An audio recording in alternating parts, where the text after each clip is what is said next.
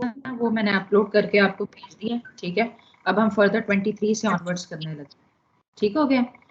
अच्छा, तो आपको एक रिव्यू हम देते हैं। सबसे पहले आप चैप्टर 4 देखें, इलेक्टोरल रोल से रिलेटेड है, जिसमें उसकी प्रेपरेशन करेक्शन करवानी है, या फिर जो आपकी वोटर्स हैं एक कॉन्स्टिट्यूंसी में जो उन्होंने इनरोल्ड हैं, अगर वो चाह रहे हैं कि अपना नाम हम कहीं और पर इनरोल करवा दें with in the same district या आउटसाइड द डिस्ट्रिक्ट, उसका क्या प्रोसीजर है। अगर कोई क्लेम्स ऑब्जेक्शंस आ जाती है उसको सुना जाएगा, ठीक है। फिर साथ नादरा के डिपार्टमेंट के साथ कोऑर्डिनेट किया जाएगा, ठीक है। उसके बाद पीरियोडिकल रिवीजन और इलेक्शन, जब आपने प्रोग्राम इनिशिएट करना है उससे पहले की जो अपॉइंटमेंट्स होनी है डिफरेंट, ठीक है, उससे रिलेटेड आप डिटेल्स पढ़ेंगे, ठीक है। तो 23 से लेकर 60 तक हम इसको डिस्कस करेंगे। ये सेक्शन 241 तक है पूरा लॉ, ठीक है। अच्छा जी, 23 में उसका टाइटल है preparation and computerisation of electoral rolls, ठीक है। सबसे पहले इसमें ये बात की गई है कि जितने भी इलेक्शंस कंडक्ट करने हैं, चाहे वो नेशनल असेंबली से रिलेटेड है, प्रोविंशियल असेंबली, लोकल गवर्नमेंट है, ठीक है, उसकी प्रेपरेशन की जाएगी इलेक्टोरल रोल्स की, जो इलेक्शन कंडक्ट करवाने हैं, ठीक है। दूसरी बात ये की गई है कि इसका कंप्यूटराइज रिकॉर्ड भी मेंटेन किया जाएगा, जिसके हवाले से कमीशन की जिम्मेदारी है कि वो नेसेसरी अरेंजमेंट्स करें। यहाँ तक क्लियर है आपको। उसके बाद हम सेक्शन 24 पे आते हैं, appointment of the registration officers. आपको मेरी आवाज आ रही है ना? हेलो? हाँ जी, अच्छा, सेक्शन 24 में ये कहा गया है कि हर इलाके के जो इलेक्शन कंडक्ट करवाने हैं, जिनमें तमाम मामला, जैसे कि आपने इलेक्टोरल रोल्स की प्रेपरेशन करनी है, रिवाइज करना है, करेक्शन करनी है, या उसमें जो तरमीम करनी है, उसके हवाले से कमीशन जो करेगी वो क्या करेगी, रजिस्ट्रेशन ऑफिसर्स अपॉइंट करेगी, और जितने रिक्वायर्ड होंगे उतने असिस्टेंट रजिस्ट्रेशन ऑफिसर्स अपॉइंट कर दिए जाएंगे, ठीक है। अब इस सिलसिले में जो असिस्टेंट रजिस्ट्रेशन ऑफिसर्स हैं वो under the supervision of registration officer काम करेंगे, और रजिस्ट्रेशन ऑफिसर को जहां जरूरत होगी वो असिस्ट करेंगे, ठीक है। उसके बाद हम सेक्शन 25 पे आते हैं, national database and registration authority to transmit data. अब जितने भी फ्रेश जिन्हें नेशनल आइडेंटिटी कार्ड इशू हुए होंगे, उनके हवाले से जो जरूरी इतलात है, इंफॉर्मेशन है, वो उसको ट्रांसमिट किया जाएगा, ठीक है। आवाज आ रही है ना आपको? उसको ट्रांसमिट किया जाएगा कमीशन को, ठीक है, जिन्हें कार्ड जो कार्ड होल्डर है, ठीक है, ताकि उनकी रजिस्ट्रेशन हो जाए जिस एरिया में उन्होंने इनरोल्ड होना है। इसके अलावा अगर किसी का जो नादरा का आईडी कार्ड है उसको कैंसिल करना है या मॉडिफाई करना है, उसके हवाले से भी इलेक्शन कमीशन ऑफ पाकिस्तान को इन्फॉर्म किया जाएगा, नादरा वो करेगी, ठीक है। उसके अलावा जरूरी स्टेप्स लिए जाएंगे अगर कोई करेक्शन दरकार है किसी इलेक्टोरल रोल्स के मामलात के हवाले से, ठीक है। तो इसमें ये बताया गया है। उसके बाद सब सेक्शन 4 जो है वो ये बताता है कि अगर फर्दर कोई नेसेसरी इंफॉर्मेशन रिक्वायर्ड है जो रजिस्ट्रेशन ऑफिसर चाह रहा है तो वो भी उसको प्रोवाइड की जाएगी, ठीक है। अच्छा, उसके बाद हम सेक्शन 26 में आते हैं, preparation of preliminary electoral rolls, ठीक है। सबसे पहले ये कहा गया है कि इसको जो सुपरवाइज करेंगे वो कमीशन करेगा, ठीक है। अब रजिस्ट्रेशन ऑफिसर की जिम्मेदारी है कि उसने इलेक्टोरल रोल्स को प्रिपेयर करना है, ठीक है, जिसमें क्या कहते हैं, वो तमाम लोग शामिल होंगे जो कि इंटाइटल्ड हैं कि एज अ वोटर उन्हें इनरोल किया जाए। अब आगे सब सेक्शन 2 में उनकी क्वालिफिकेशन बता दी गई कि कौन से लोग हैं जो कि एज अ वोटर इनरोल्ड हो सकते हैं। पहली बात, सिटीजन ऑफ पाकिस्तान हो, 18 साल की उम्र हो, उसके पास NIC हो, ठीक है, और अनसाउंड माइंड से डिक्लेयर ना किया हो, और वो उस इलेक्टोरल एरिया का रेजिडेंट हो, ठीक हो गया।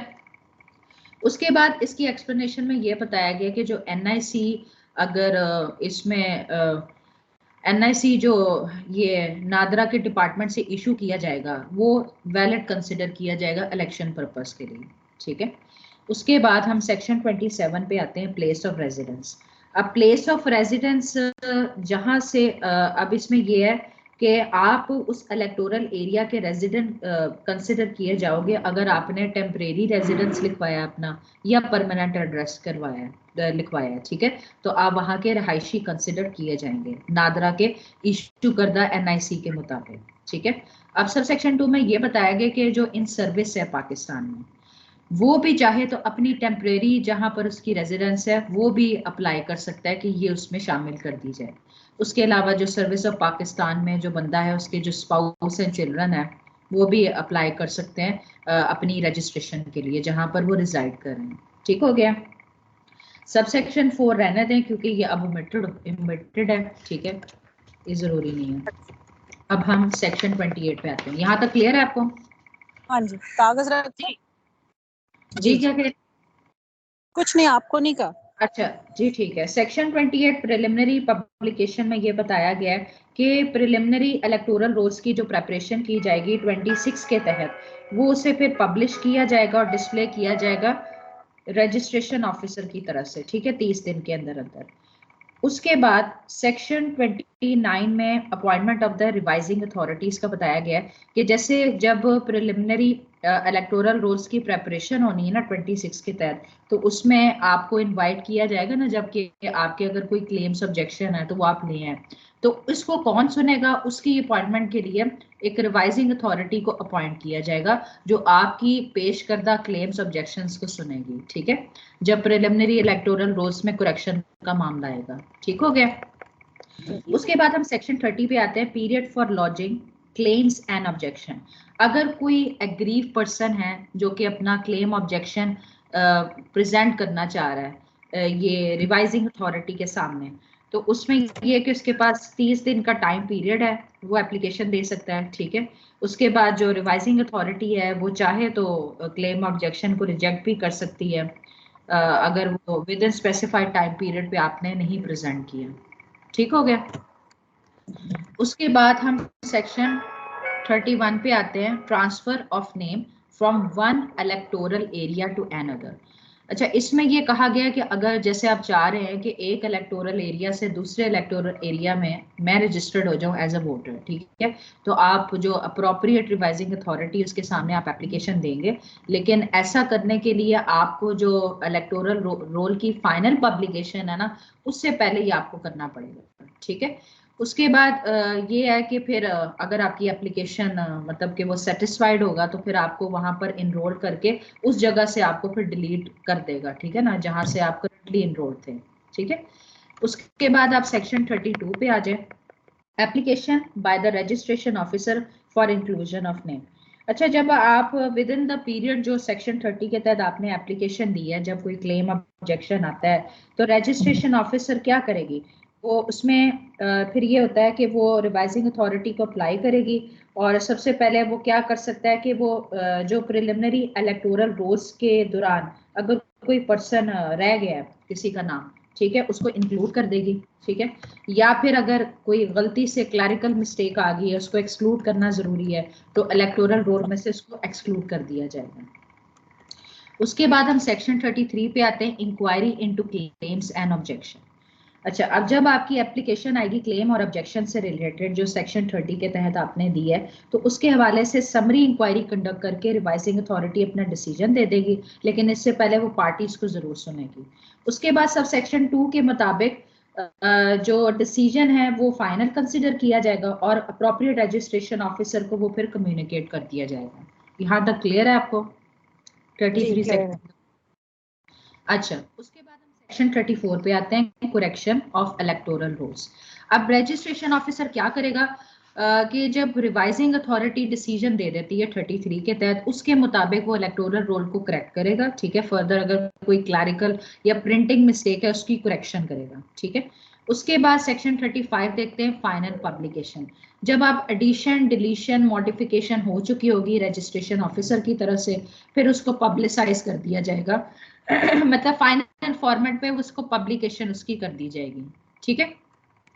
उसके बाद हम सेक्शन 36 देखते हैं, periodical revision of electoral roll.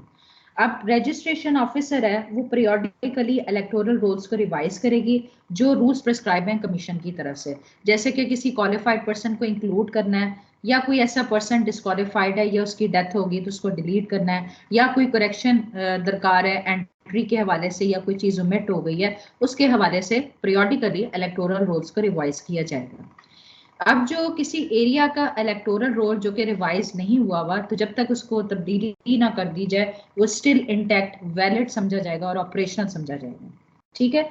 उसके बाद जब आप इलेक्टोरल रोल्स को रिवाइज करेंगे, सेक्शन 34 से लेकर 35 तक की जो प्रोविजंस है वो नेसेसरी चेंजेस के साथ जब आप इलेक्टोरल रोल्स को रिवाइज करते हैं ना, तो ये सारे जो रूल्स हैं, सेक्शंस हैं, ये एप्लीकेबल होंगे। यहाँ तक मेरी बात क्लियर है आपको? हाँ। अच्छा जी, उसके बाद अब हम सेक्शन 37 देखते हैं, enrolment and correction other than periodical revision. अच्छा, अब इसमें ये है कि जैसे कोई पर्सन इंक्लूड नहीं हुआ, जैसे पहले हम पढ़ चुके हैं इलेक्टोरल रोल में किसी का नाम रह गया और वो इंटाइटल्ड है कि वो एनरोल्ड हो जाए। अब आप क्या करेंगे कि अप्रोप्रिएट रजिस्ट्रेशन ऑफिसर है जो, आप उसको अप्लाई करेंगे, ठीक है। साथ जो परफॉर्मा बताया गया, फॉर्मेट बताया गया, साथ आपके नादरा की जो कॉपी है एनआईसी की, वो आप प्रोवाइड करेंगे ताकि आपका नाम इंक्लूड कर दिया जाए उस इलेक्टोरल रोल में, ठीक है। फिर रजिस्ट्रेशन ऑफिसर के पास जब एप्लीकेशन आती है और वो सेटिस्फाइड है कि वाकई में वो एंटाइटल पर्सन है, तो फिर वो इंक्वायरी कंडक्ट करेगा, ठीक है। इस हवाले से वो सुनेगा और फिर वो जो मास्टर कॉपी होगी इलेक्टोरल रोल की, उसमें एंट्री कर दी जाएगी, ठीक है। उसके बाद अब बी क्लॉज देखते हैं कि जिसमें बताया गया है कि अगर आप इलेक्टोरल रोल्स की करेक्शन के हवाले से अप्लाई करते हैं तो इस सिलसिले में आप रजिस्ट्रेशन ऑफिसर को एप्लीकेशन सबमिट करेंगे। अगर तो वो जो एंट्री है वो एप्लीकांट से ही रिलेटेड है, और रजिस्ट्रेशन ऑफिसर अगर सेटिस्फाइड है नोटिस सर्व करने के बाद और नेसेसरी इंक्वायरी करने के बाद कि भाई ये गलती हुई है, ये डिफेक्टिव है, तो वो इलेक्टोरल रोल अकॉर्डिंगली उसको करेक्ट कर लेगा, ठीक है। फिर डेटाबेस में भी, रेलेवेंट डेटाबेस में भी करेक्शन कर ली जाएगी, ठीक हो गया। उसके बाद नंबर 2 में ये कहा गया है कि अगर वो जो एप्लीकेशन दी गई है वो एप्लीकांट से रिलेटेड नहीं है, तो जो भी मुतलका बंदा है उसको नोटिफाई करके इंक्वायरी कंडक्ट करके, और अगर स्टिल वो मतलब वैलिड समझा जाएगा या वो अगर उसकी मतलब डेथ कॉज हो गई है या वो डिस्क्वालिफाइड है, तो उसके मुताबिक उसकी करेक्शन कर ली जाएगी। यहाँ तक क्लियर है आपको? उसके बाद नंबर 3 में ये कहा गया है कि जिस पर्टिकुलर पर्सन के हवाले से आपने एप्लीकेशन दी है उसकी एंट्री से रिलेटेड अगर वो रिस्पॉन्स दे देता है नोटिस का, ठीक है, और वो एक ऑप्शन दे देता है कि वो टेम्परेरी रजिस्टर्ड होना चाहिए, टेम्परेरी एड्रेस पे होना चाह रहा है, ये परमानेंट एड्रेस में होना चाह रहा है जो एनआईसी में प्रोवाइडेड है, जो कि इनरोलमेंट के लिए जरूरी है इलेक्टोरल रोल में, अगर तो सेम डिस्ट्रिक्ट है तो वही जो रजिस्ट्रेशन ऑफिसर है अकॉर्डिंगली इलेक्टोरल रोल में उसकी करेक्शन कर लेगा, और अगर दूसरे डिस्ट्रिक्ट के हवाले से रिक्वायर है तो वहाँ का जो रजिस्ट्रेशन ऑफिसर कंसर्न होगा ना, उसको फिर क्या कहते हैं, इन्फॉर्म कर दिया जाता है। फिर वो अपने रेलेवेंट जो उनका डाटा है इलेक्टोरल रोल का, वहां पर उसकी वेरिफिकेशन करने के बाद करेक्शन कर लेते हैं, ठीक है, कमीशन को इंटीमेट करने के बाद। यहाँ तक क्लियर है आपको?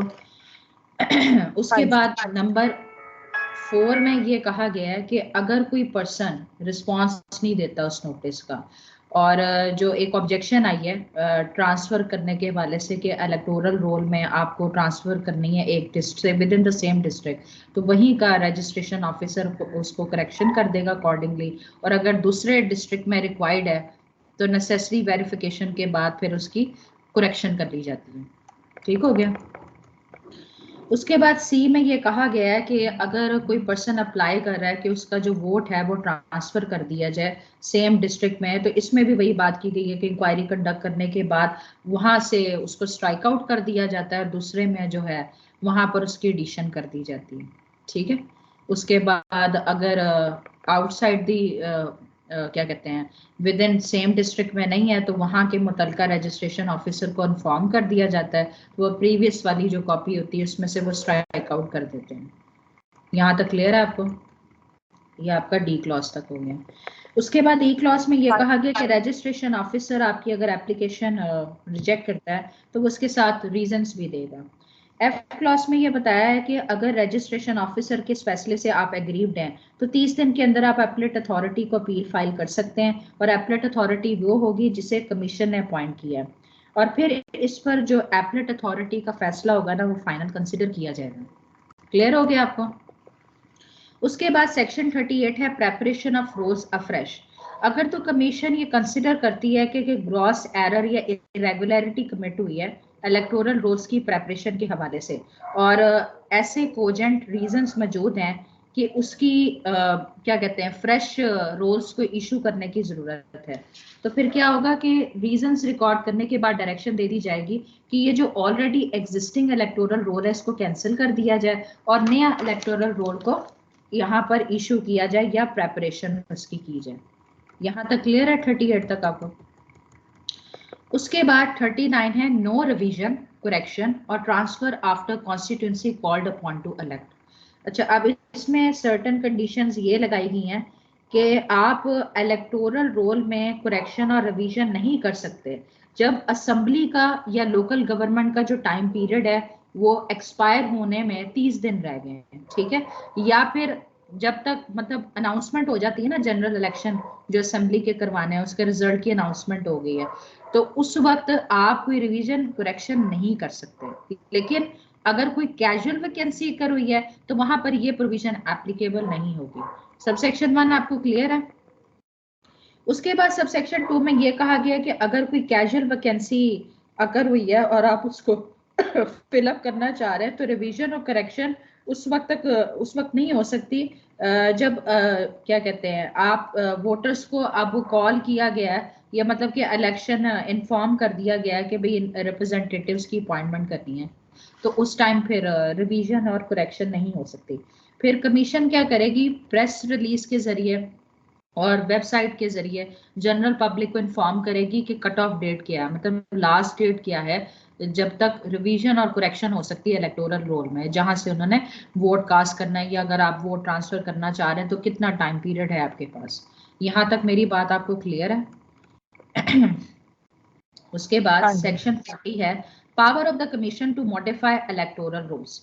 अब इसमें यह कहा गया कि कमीशन किसी भी टाइम पे ऑर्डर दे सकती है कि अगर कोई इंटाइटल पर्सन की इलेक्टोरल रोल में इंक्लूजन करनी है, मतलब उसको ऐड करना है या उसको एक्सक्लूड करना है अगर तो वो डिस्क्वालिफाइड है या उसकी डेथ कॉज हो गई है, या अगर किसी का नाम रिमूव करना है, ठीक है, कि बार बार जैसे रेपिटिशन आ जाती है एक से ज्यादा इलेक्टोरल एरियाज में अगर वो रजिस्टर्ड हो गया, इसके हवाले से कमीशन ऑर्डर इशू कर सकती है। और इसमें यह कहा गया कि ABC क्लॉज जो कि हमने अभी पढ़े हैं, डिसीजन लेने से पहले कमीशन पहले रीजनेबल अपॉर्चुनिटी दी जाएगी कि इससे रिलेटेड जो अफेक्टेड पर्सन है उनको पहले सुना जाएगा, फिर फैसला दिया जाएगा, फैसले की वजूहात दी जाएंगी। ठीक हो गया? उसके बाद सेक्शन 41 है मेंटेनेंस ऑफ इलेक्टोरल रूल्स। अब ये जो इलेक्टोरल रूल्स रिवाइज होंगे या जो करेक्ट होंगे